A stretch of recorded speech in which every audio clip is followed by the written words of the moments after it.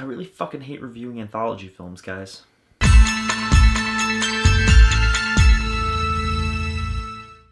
The Field Guide to Evil is a folklore-based horror anthology brought to you by the same team who brought you the ABCs of Death. It's directed by multiple filmmakers from across the globe, and each segment is based around a different piece of folklore from the respective director's home country. Conceptually speaking, that's awesome.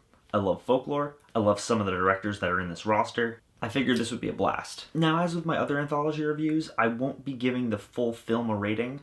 I'll be reviewing each individual segment on its own merits, because I don't really feel it's fair to judge the entire film when there are multiple creators and it's a collaborative effort, and each one has its own successes and its own failures. So here we go. The Field Guide to Evil. The first short, The Sinful Women of Hollfall, is directed by Veronica Franz and Severin Viala, both of whom directed Goodnight Mommy, and it tells the story of two girls in medieval-era Austria struggling to come to terms with their sexuality. Their small corner of the world is haunted by a demon called the Trud.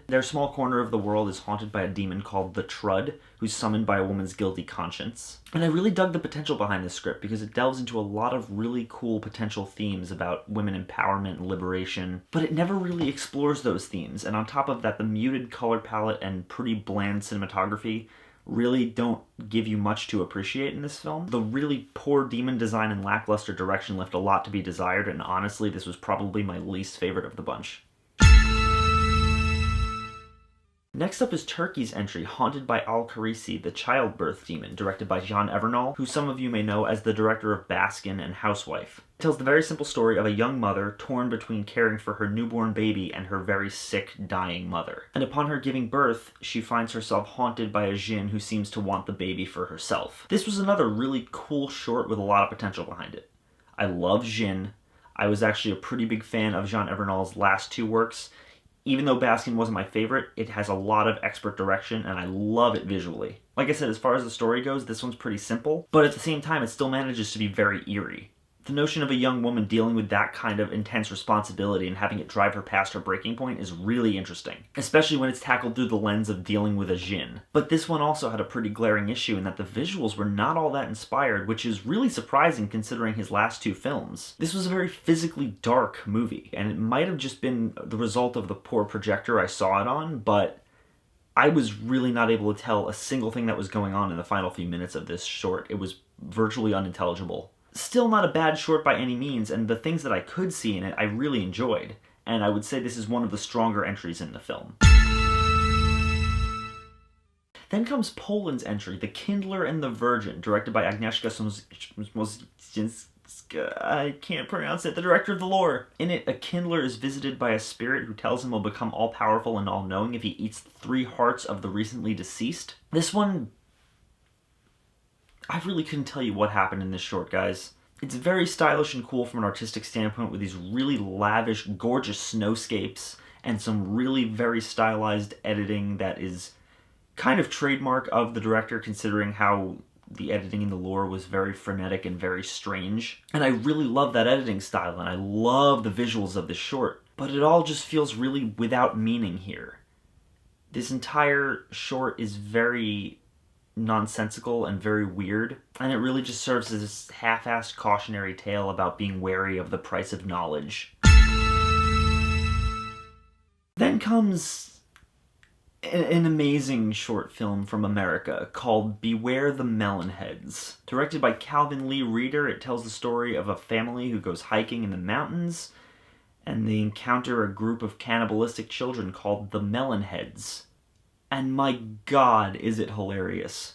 The acting is all just horrendous, with the guy playing the father somehow being a worse actor than the already terrible kid playing his son. The Melonhead design is about as laughable as the name makes it sound. It's just a bunch of kids with literal giant baseball heads that glow.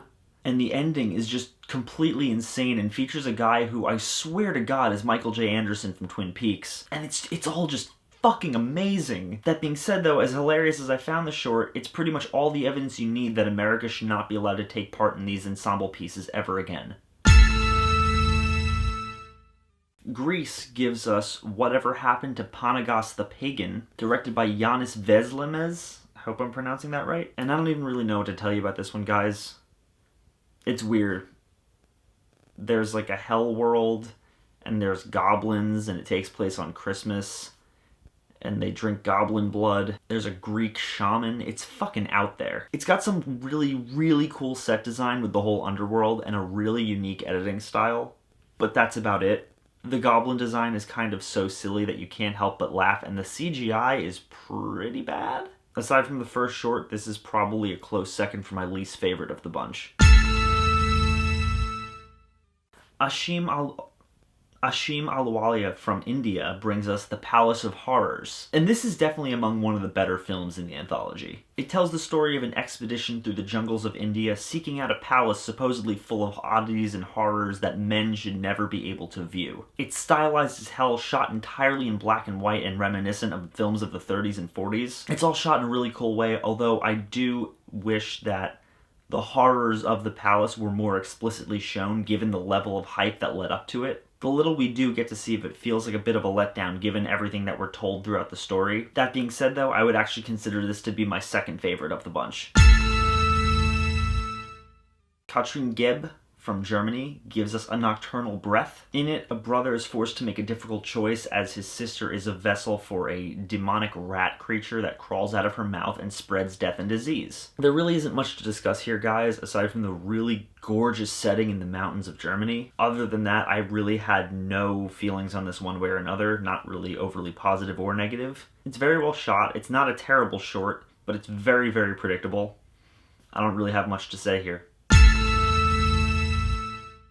And the final short in the anthology, Cobbler's Lot, is easily the strongest short in the entire film. It's a vibrant, stylized silent film centered around two brothers who are cobblers, and both are vying for the same princess's affections. It's charming and funny and exceptionally well made, and Strickland obviously had a very clearly defined vision with a lot of heart behind it. It's reminiscent of the late 30s and early 40s in the stylings of its visuals, but with all the silent film charm of the 20s. Really lavish sets, beautifully painted backdrops, and I'm pretty sure it was shot on Super 8 film stock, which is incredible. Easily, like I said, the strongest of the bunch, by far. If I could recommend one thing in this entire film, it's that you at least check out Cobbler's Lot, because it is very, very good. Even if you decide to skip the rest of the shorts in this movie, watch the last one. Trust me, you will not regret it. Basically, the Field Guide to Evil is pretty unbalanced with, in my opinion, a lot more bad than it has good.